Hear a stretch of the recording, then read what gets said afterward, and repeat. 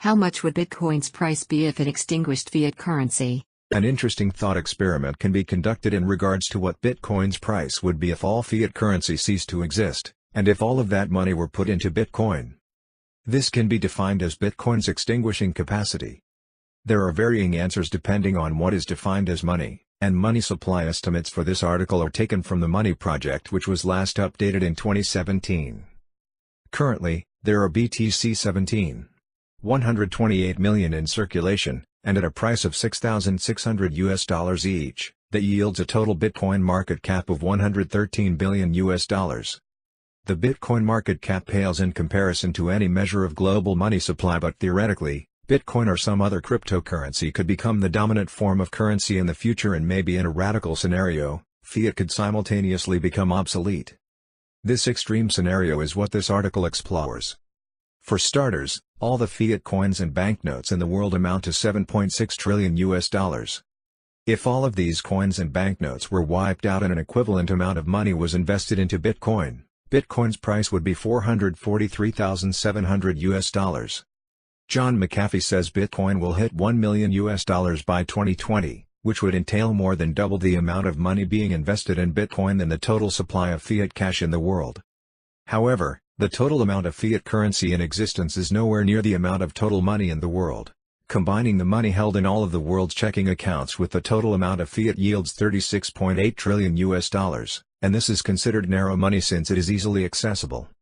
If global narrow money were converted to Bitcoin, then Bitcoin's price would be $148 million. There is much more money in the world that isn't easily accessible and considered broad money, including savings accounts, money market accounts, time deposits, and all the narrow money, totaling $90.4 trillion. This is probably the best measure of all the real money in the world, and if all broad money were put into Bitcoin, then Bitcoin's price would be $28 million. Broad money is considered physical money, yet only comprises 8% of all the money on the books in the world. 92% of money on the books is non-physical. $217 trillion of non-physical money is tied up in all of the world's real estate, and it is quite interesting that there is nowhere near enough physical money in the world to buy all of the world's real estate.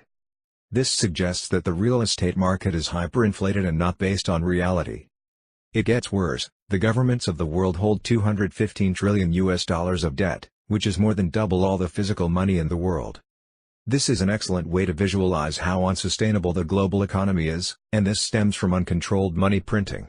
Bitcoin solves the out-of-control money printing problem, since it cannot be printed at will and only 21 million bitcoins will ever be created. This fact is what could cause Bitcoin to become the primary global currency, since unlimited money printing could destroy fiat currency. If that wasn't bad enough, the global derivatives market is somewhere between $544 trillion and $1,200 trillion, outweighing physical money by an order of magnitude. A derivative is a contract between two parties that derives value from the performance of an underlying asset.